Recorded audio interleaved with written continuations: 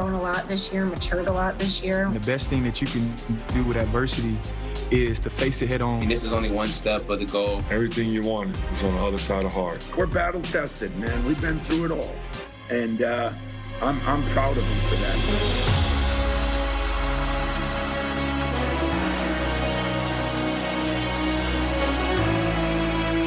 I don't get tired. I won't get tired. I don't got time to get tired. Aaron Henry.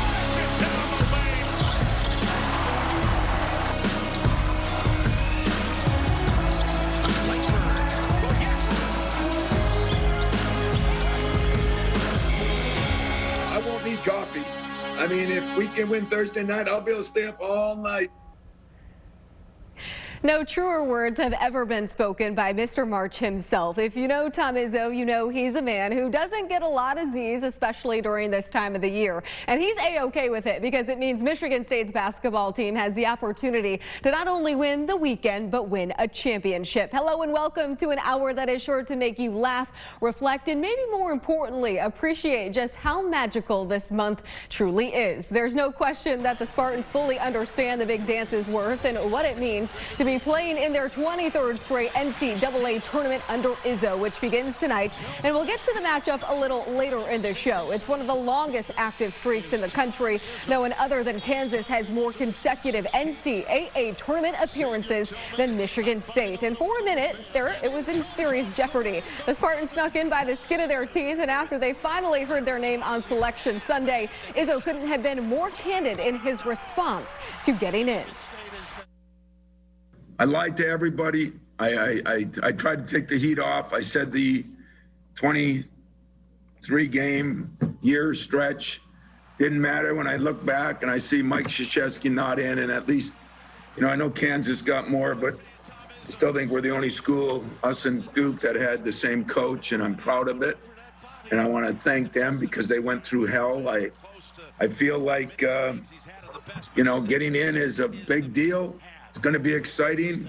There were a few surprises, but at the same time, there have been a lot of surprises this year. To see that Michigan State had earned an 11 seed in the East region and is playing in a first four matchup with UCLA tonight to open the tourney was enough to make you fall off your couch when it was revealed on Sunday. That's the surprise element Izzo was referring to. MSU has never been an 11 seed, and they've also never been a part of a play-in game since the field expanded to 68 teams in 2011. It's the lowest seed they've ever received in 33 previous NCAA appearances, but Izzo wasn't disappointed. He's been in this tourney long enough to know that seeding doesn't always matter. Anything can happen in the big dance. Upsets are what make March March. It's just getting the opportunity to play that matters. And when asked about their first four draw, the players' mindset mirrored their coaches. It is what it is. You know, I'm up for any challenge. You know, it doesn't matter who it is. Like I said, I'm just glad to be in the position that I'm in. I get to play basketball in March. You know, the streak continues with Coach Izzo. You know, we still get an opportunity to achieve some goals we've put out, and everybody's fired up and more excited than ever. Emotionally, you're still going to be up and down because, you know, it's just the emotion would come into watching the selection show, you know, when you're a team that's looking to get picked. You know, those emotions are definitely going to be high. But, you know, like we all said collectively, we're all thankful that we have the opportunity. And so, you know, at the end of the day, that's all we can ask for. And so everybody was just, okay, we have the chance. Now let's go make the best of the opportunity that we have. So tonight at approximately 9:57 p.m. on TBS, the Spartans will tip off against the Bruins at Mackey Arena in West Lafayette. It's a floor in a building the Spartans know all too well since it is the home of the Purdue Boilermakers. They played there a time or two over the years, you know, and it's come with its fair share of woes for the Spartans. This was another moment when Spartan fans stopped and thought, oh no, not Mackey, because Michigan State hasn't won a game there since 2014. The Spartans have lost their last four at Purdue, which of course includes this year's 75-65 defeat on February 16th. And as for Izzo's record in West Lafayette, he's 9-15. MSU does enjoy the familiarity of being in Big Ten country, but is it enough to give them an edge over the Bruins?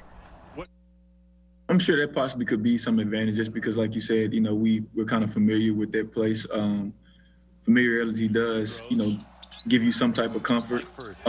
So, you know, at the end of the day, you know, we're just going to come in and just try to do the best that we can and play, you know, to the best of our ability. Well, if there's one guy on the Spartans roster who is elated to be dancing, it's Joshua Langford, because the fifth-year guard hasn't been able to physically compete on the floor in an NCAA game since 2018. It's the year the Spartans lost to Syracuse in the second round in Detroit, but now that he's healthy again, he's ready to make the best of it. Our Nick Mantis had the opportunity to chat with Joshua before tonight's play-in game, and Nick, you not only spoke with him about his faith, but how social media has helped him share it with anyone else who's going through a hard time. Absolutely right, Odd. Joshua Langford is not only someone who has used social media during the pandemic to share his message to those in need of some faith, but he's also looking to change the way we all see our more religious family and friends.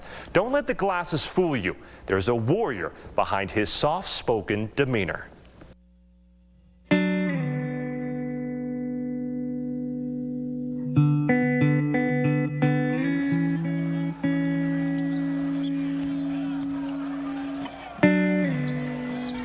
If you had to tell the story of Joshua Langford's life, you could do so with one word: perseverance.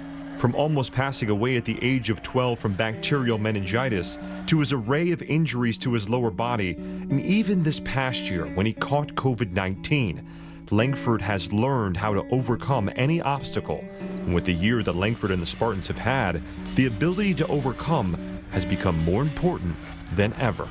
It hasn't been easy. I think it's been challenging.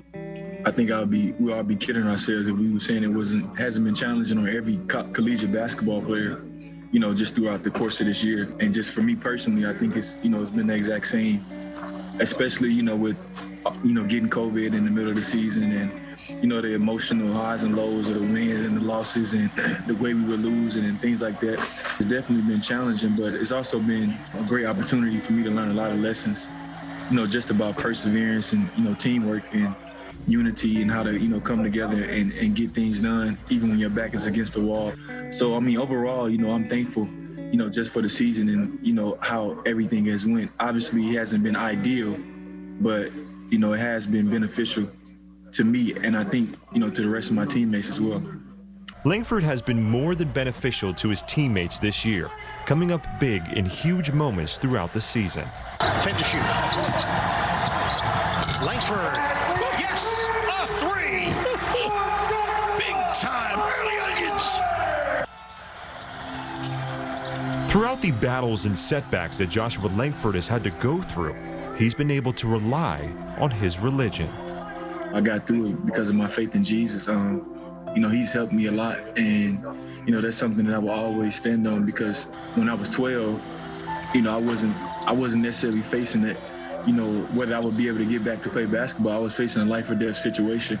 And so from that point on in my life, I've always kind of known that this is how I'm going to get through in life. And I think, you know, for anybody, I think that's the best way we can get through life, is having a relationship with Jesus. And so that's just kind of me, and that's where I stand. During the summer, Langford took to his Instagram page to spread words of wisdom that he learned through his own struggles. You know, a lot of people, you know, bring up the Bible and they beat the Bible across other people's heads to the point to where when somebody is talking about the Bible, it's hard for them to receive the actual truth that's within the Word of God. Because truthfully, we in Christ, and Christ is the Word. Yeah. So a lot of times we try to preach a sermon when we really should be living a sermon. Because truthfully, because Lord, my God. I think it was a great opportunity to just kind of share my story. You know, a lot of times the challenges that you're going through, it's not necessarily, you know, about you, but it's about the people that's connected to you. That's one thing that we all have in common as people, is that we face things that are hard. We face opposition. And so the biggest thing is how we deal with it. And, you know, that's just kind of my message. Another message that Langford wants to send is that just because he's a religious man, that doesn't make him a weak competitor. When you meet a person of faith, they kind of get this rap that they're soft. You know, if you really study the life of Christ, you will see that Jesus didn't play. You know, he was serious about the things that he had to do. He was a competitor. My name, Joshua, I'm named after the man in the Bible, Joshua. He was a warrior. When it comes to the game of basketball, I'm in war.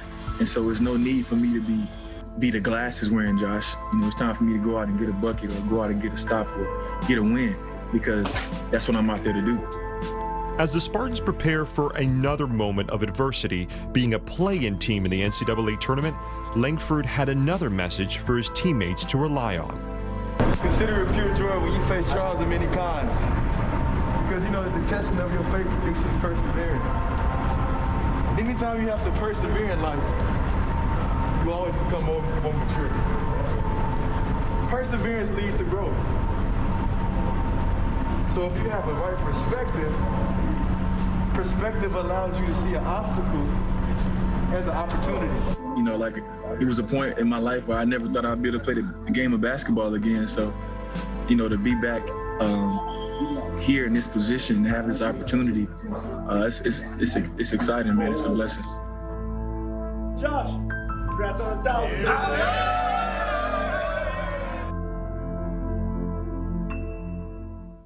Well, you can surely tell that there's plenty of excitement from Langford and the rest of the Spartans to start the NCAA tournament tonight. And one thing that I learned from Joshua Langford was that no matter what happens, the adversity in front of you is an opportunity for you to grow into the person you are meant to become. Odd. Absolutely, Nick. Thank you. He's one of those guys who definitely teaches you something new every time you talk to him and has a special way of putting it all into perspective no matter the situation. Well, speaking of Spartans who aren't afraid to share their thoughts, when March to Glory returns, we're going to visit with the one and only Aaron Henry, who not only let us in on his decision to return for another go-round in a Spartan uniform, but what's led him to being so outspoken in recent weeks. Grab the popcorn if you haven't already and stay with us. Nobody's going to give us anything. It's the Big Ten. You know, we had to learn,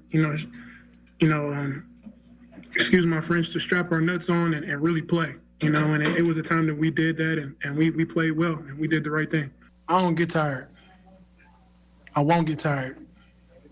And I don't got time to get tired. So that's how I feel. I like to say, don't applaud a fish for swimming. You know, fish swim all day. You know, Spartans have won before. We have won before. And, you know, we have to continue to do that and take it one day at a time. By the end of the regular season, Aaron Henry became what we like to call a walking soundbite, because his quote game after some of Michigan State's key wins down the stretch not only ignited the fan base, but the program. The junior forward's outspokenness started to align with his temperament on the floor, and it's a big reason the Spartans are playing tonight. Our Ian Kress was able to spend some time with Henry via Zoom, of course. And Ian, where has this newfound leadership come from? Well, Audrey, it truly has come from a number of things, one of them being as simple as there was no other choice. This season has been like no other we've seen, so it was new to everyone. And when the going got tough for MSU this season, Henry not only used his voice to lead, but he used his play. When Aaron Henry made the decision to return to Michigan State this summer and take his name out of the NBA draft pool, the most important trait he wanted to improve on is something you're not going to find in the stat book. Just showing I can be a leader, showing I can run a team, I can do certain things and just hopefully help propel my stock in that area. But but most importantly, just grow as a person. I still have to be me. I still have to be Aaron, and I still have to grow as a man and as a person. And Coach Izzo is not a better person than to get and understand that from him. He gives them that third spoke in the wheel. Becoming the team's leader didn't come natural to Aaron. As Tom Izzo likes to say, a player-coach team is better than a coach team. And Aaron, well, he had the privilege of learning from one of the best to ever put on the green and white, and none other than a 6'1" senior guard wearing number 5, Captain Winston. Just seeing how he did it, and how, what I needed to hear as a freshman, and a sophomore as well, and Xavier as well. It was something that I could watch from afar and, kind of play my role in a team that was very good. And, I just learned how to interact with teammates, learn how to, what people need or where to be for people, and just how to get teams going. And those leadership skills that he learned from Cassius and Xavier go beyond basketball. Just this past offseason, you might have noticed Henry made the move from rocking number 11 on his back to number 0. It's a move he made to support freshman point guard A.J. Hoggard. AJ asked for the number 11. You know, it has some significance due to his brother. That's his own family reason, but you know, he asked me for it. You know, it was really personal to him, and 11 was just a number to me. You know, I mean, the guys that Michigan State's recruits are high character guys, and I feel like I'm one of those people. And I take pride in that, and my character, and who I am as a man, what I say. You know, that holds weight with me, and definitely, you know, it's something that I wanted to do for him, do for Michigan State. During his time at MSU, Aaron has had his fair share of ups. Henry on the dribble drive. To Winston. Feeds it back over to Henry. Can he go 2 for 2? Yes, he can. Woo! Henry! Oh, Henry! Aaron Henry drives it down the lane with a statement. That is big time right there, man. There's also been moments where he was brought back down to reality by his coach. Izzo now having words with the freshman, Henry, who seems a little bit perplexed. When you think back to that freshman year, Aaron, that incident, what are some of the differences in just how you are now? Just understanding what he was talking about, you know, how to go hard, what he was referring to. Am I playing hard? Am I doing the right things? You know, just the whole nine. You know, that's what he's all about. And his level of going hard is different than everybody in the country is going hard, and that's why Michigan State is who it is. Through the good and the bad, all of it has been a positive. Places that I never thought I had to go, that he realized about me that I needed to grow the most. Whether I liked it or not, and how it was said or how it was did, you know, that's not up for me to understand. Because I've never been in that situation before, and he's had players that have been in that situation and are in situations that I want to be in one day, you know, and to understand what they went through and to be able to fight him and not take that would be dumb of me to do.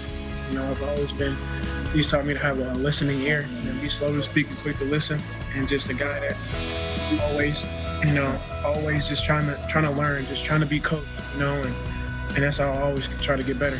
And with the team's back up against the wall, Henry did what great leaders do, the unthinkable, which was take down 3 top 5 teams in the final weeks of the regular season and lead MSU to another NCAA tournament.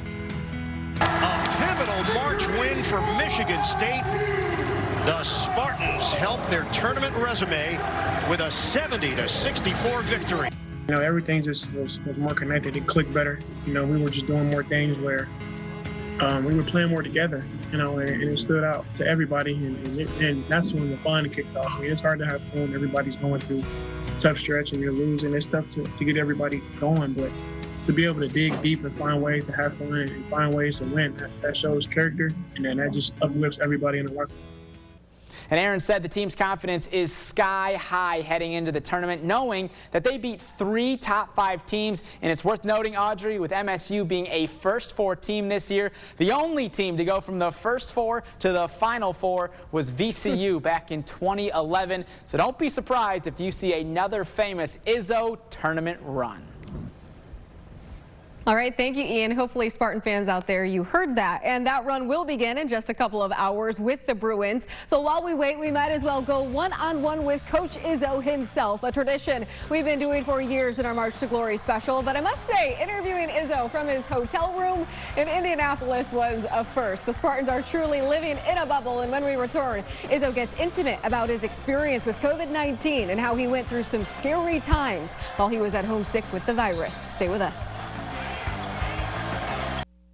I just got a call from my favorite guy. Maybe he's got a remedy. I don't know if you can see it, but Mateen is calling. So I guess when former players call, that means I got to be as tough as him. Welcome back to our March to Glory show and the season that has been filled with many firsts for Tom Izzo. It's something the Hall of Fame coach has brought up over a handful of times over the last 2 weeks. And that day in November is one of the firsts he so often refers to. Izzo was the first person within Michigan State's basketball program to test positive for COVID-19 this year. And before the regular season finale at home against Michigan, his wife Lupe Izzo shared with us how scary of a moment it was for her. Her and Izzo both knew people who had passed away from the virus coronavirus, one being associate head coach Dwayne Stevens' dad. It's where Izzo and I pick up part 1 of our conversation. I had a chance to speak with her, and she was mentioning, the time when you had COVID, your little bout with COVID that you had at home. You told us that after that stint that you knew for sure that you were nowhere near retirement. You had that figured out. But Lupe was saying that it was when you were home, it was interesting because it was kind of nice because you needed her a little bit, or in a sense, she doted on you somewhat. And so how was that?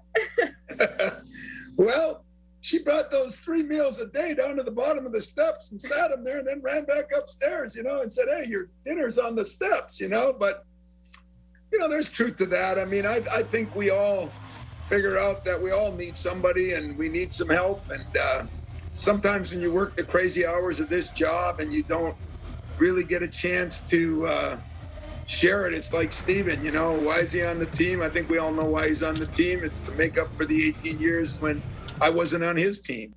I guess it must be a lonely feeling to be home every day alone. I don't know, I've never done that. So although I did it for 11 days, I didn't enjoy it at all. So, we made it through. I appreciated the help. I appreciated the meals. I appreciated the, get some pills or some Vicks or some whatever I needed. And it worked out okay. Did you ever, too, during that time, did you have an appreciation for anything else, or did it just bring anything to light for you in a sense, having all that time to be at home and reflect on some things? Well, it really did. In my whole life, I was never nailed to one spot. I mean, the thought of not being able to go outside, there's people that get sick and go through it that, it just made you appreciate what you get to do every day. I'd sit there some days and just look outside and say, I can't even go out there, I mean, it was bizarre. You go through some scary times, if you want the truth. I mean, I wasn't real sick, but when you're sitting there watching TV and seeing person after person brought out in body bags from these hospitals, it's not a very comforting feeling. And then when you hear them say, this thing can turn like that. So, I said, well, I'm feeling a little better, I'm not coughing as much.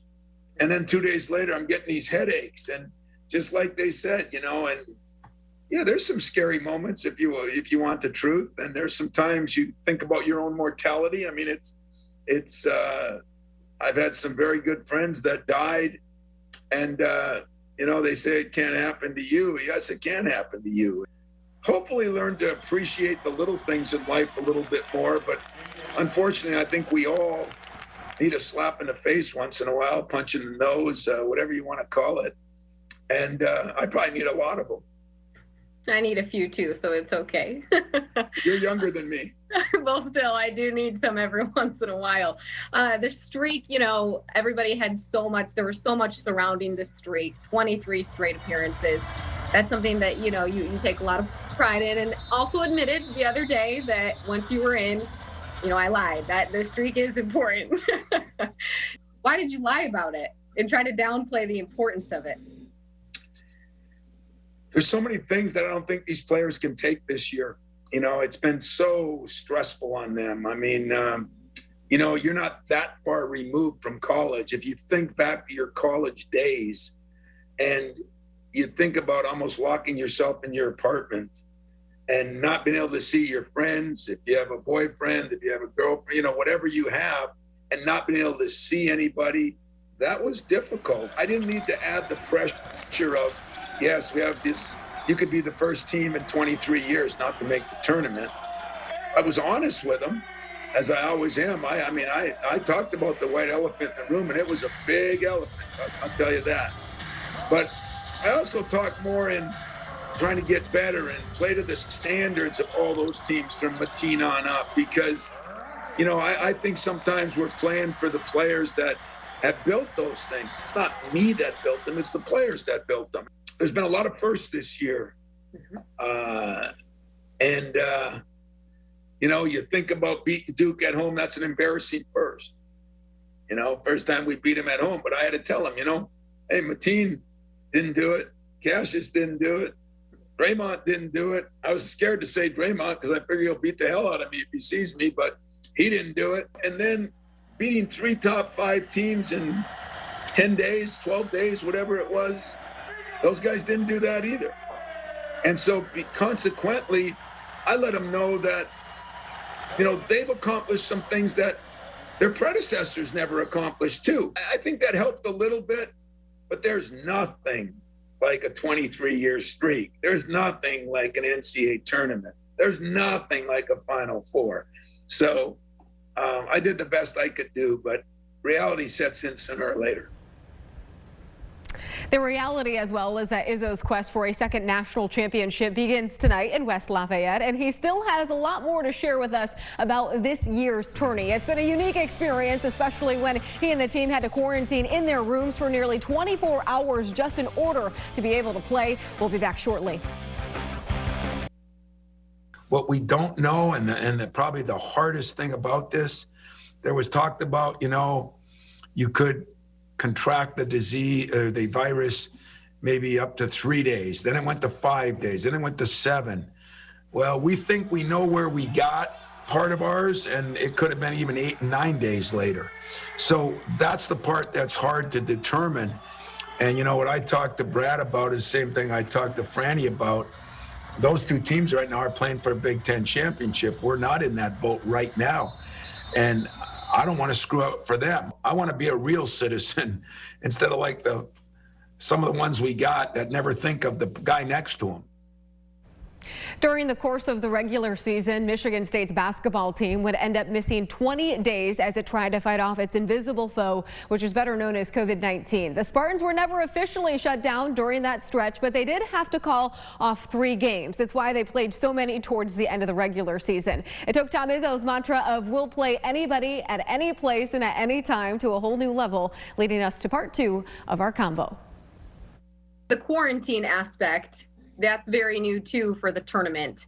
And so what was it like to not be able to step outside of your room for a solid 24 hours? It was weird, man. I felt like I was grounded back in junior high school. I thought Mom said, "You're not leaving the room. You're not getting anything but soup and crackers." It was different, but I did get a lot of work done. You love this time of the year. This is what you live for. You probably always think of Judd, obviously, throughout the year, but a lot this time of the year. How do you think that he would tell you to approach a year like this that nobody's really ever been through when it comes to the tournament? What do you think he'd have to say? I'd give my right and left arm to see Judd with Twitter. I'd give my right and left arm to see Judd in quarantine. What would he say to me? He'd say to me what he said a lot of times, I mean, it's the same for everybody. Quit complaining about it. Just get it done. And he's right. He's right. I mean, what I found out in my life is that all the things I thought he was crazy, back 20 years ago, each year I get older, he gets smarter. And I think he's right about all those things. We could complain, but nobody cares. We're in a results-oriented business, and the only thing anybody cares about is the results. Now, I will take that a little farther this year because I'm proud of my team. Win, lose, or draw Thursday, I'm really proud of what they've gone through, accomplished. It's not been easy, and yet I probably won't tell them that till after the season. Right, yeah, you'll keep that one close to the vest. Well, as I'm editing, this video for the special last night till 3 a.m. and watching actually the Elite 8 game to go to the Final Four against Duke just 2 years ago, to see, the crowd and the reaction, the magic of March, essentially, it is what it all is. How do you hope that you can keep some of that magic even without the atmosphere this year? Oh, if we win Thursday night, the magic starts. Crowd or no crowd, because it's kind of self-driven. It's from within, I mean, everybody knows what it means to advance in the NCAA tournament. If you've been a basketball player, that's been a dream and a goal of yours since you were old enough to understand what it was. So, the crowd's hurt and no crowd's hurt.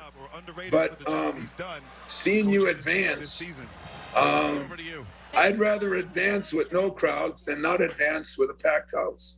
And then just your players too, as they head into this play-in game, the overall vibe of practicing at Mackey and just getting themselves, they're probably already pretty geared up, but it has been a year since some of them have never even had an NCAA tournament experience. Some of them didn't get to experience it last year. So how do you find a balance between, calming some of the nerves, but also leaning on the veteran players?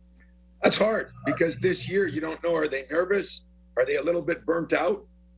This has been a grind. I mean, we hear here there's a lot of teams that are almost talking about, let's go home. I mean, it's been a grind. I mean, it's been something like no other. But, we're just trying to constantly talk about the opportunities. Don't rely on anything. Don't pass up one day. I mean, as good as we could play Thursday night, I mean, I hate to say it, but this day and age, somebody could get COVID and we'd be done. Yeah. So, it does bring a reality to you on just how fragile life is. And yet that should bring an excitement to say, I better live every day like it's my last. Well, good luck. Drink some coffee if you drink coffee, because I don't. Okay, well, don't do that. Do whatever you need to do because, late tip. But best of luck, and see if you can, win the weekend, as you like to say. Yeah, I appreciate that, Audrey. And the weekend is one more game now. It's 3 instead of 2, but I won't need coffee. I mean, if we can win Thursday night, I'll be able to stay up all night Thursday night and Friday because adrenaline beats the hell out of coffee.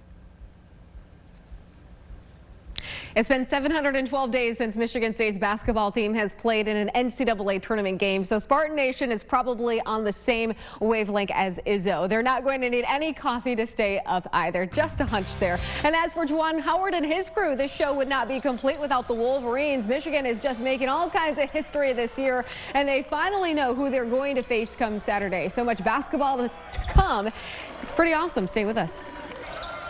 3 brackets down, 1 to go. Several teams and their fans still waiting to see where and if their school makes it into the field of 68. Let's get to it. Final region of the tournament brackets from the NCAA and its corporate champions as we reveal the East region. These are games to be played Saturday and Monday, the 20th and the 22nd. And the number 1 seed is Michigan, the Wolverines. What a nice spot it is for Juwan Howard, the head coach of the Wolverines. Terrific job all season long. They've been a little banged up lately, limp into the tournament, but well deserving of that number 1 seed.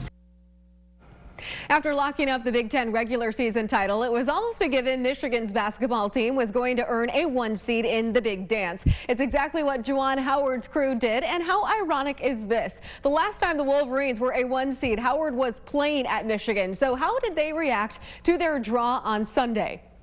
East region, these are games.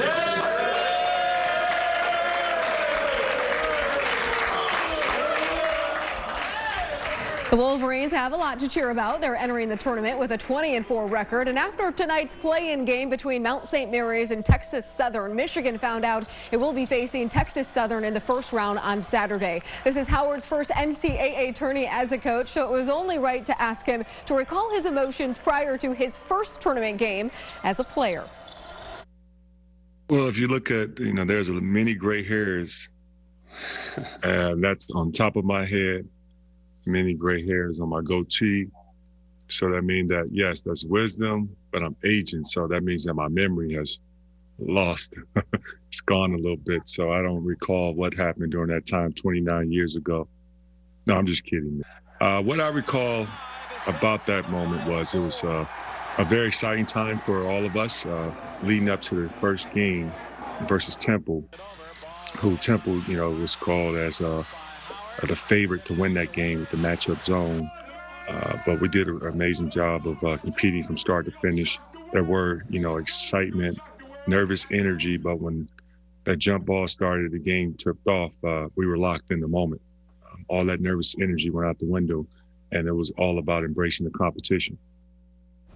Michigan's game on Saturday will take place right here on TV6. Tip-off is slated for 3 p.m. and the Wolverines are going to be without the one and only Isaiah Livers. Prior to its Big Ten semifinal game against Ohio State, the Wolverines announced Livers would be out indefinitely due to a stress fracture in his right foot, and he strolled out onto the floor in a walking boot. The senior forward admitted it was a heartbreaking moment for him and his family, but even though he's not physically going to be on the court, he still feels he can make an impact to help the Wolverines make a deep run.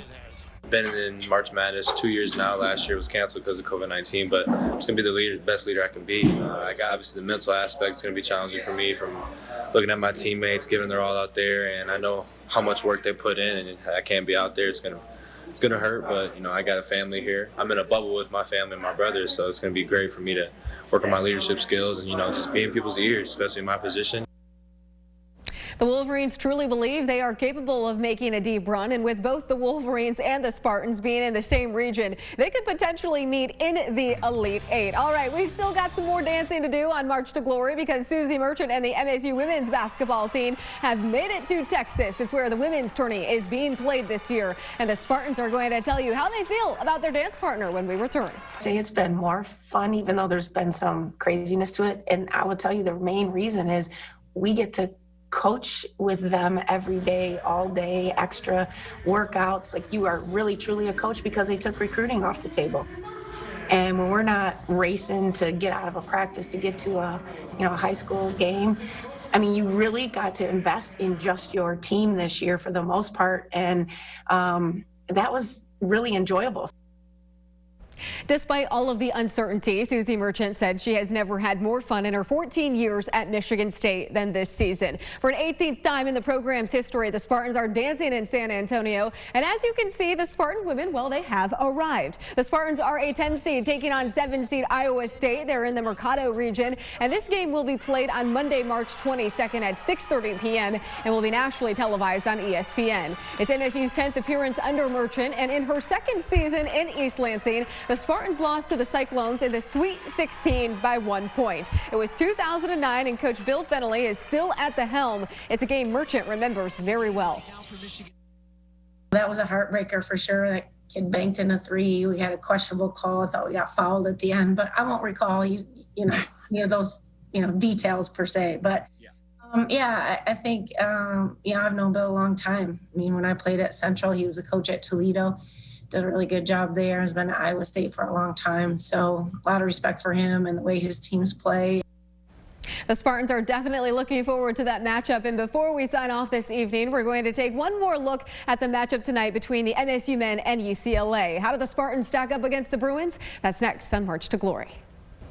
Welcome back. If Michigan State approaches the tournament like they approached the final 2 weeks of the regular season, they'll definitely make a deep run. When their backs were against the wall, playing 6 games in 13 days with just a 1 or 2 day prep, the Spartans were able to string together 3 top 5 wins. And it's why Izzo isn't worried about any team in the tourney. They've been battle tested, and the Bruins are somewhat of a familiar foe. The 2 teams faced each other last year in the Maui Invitational. MSU won 75-62. Izzo also recruited the Bruins starting point guard Tiger Campbell, and on Tuesday was asked if he sees any similarities between his squad and Cronin's. I think they are a tougher team and pretty good defensively, and they've been a little sporadic offensively too. And he controls things a lot more. They don't run like we do. And of course, their point guard is, he's been in the system now for 3 years. So there's some similarities, there's some differences, but I do like the matchup. I think we match up pretty good. I think as coaches, we kind of believe in the same thing. I mean, Mick is a tough, he's a Bob Huggins disciple. I'm a Judd Heathcote disciple. I don't know if that's good or bad or indifferent. We do have some similarities. For a West Coast team, I think they're different than a lot of West Coast teams because he came from the Midwest. Well, for all of us here at WLNS TV6, we want to appreciate you for spending this hour with us, because last year, we didn't get to experience the NCAA tournament. No one did. And so we really hope that you not only enjoy the game tonight between the Spartans and Bruins, but the entire tournament in general. Have a very great rest of your evening.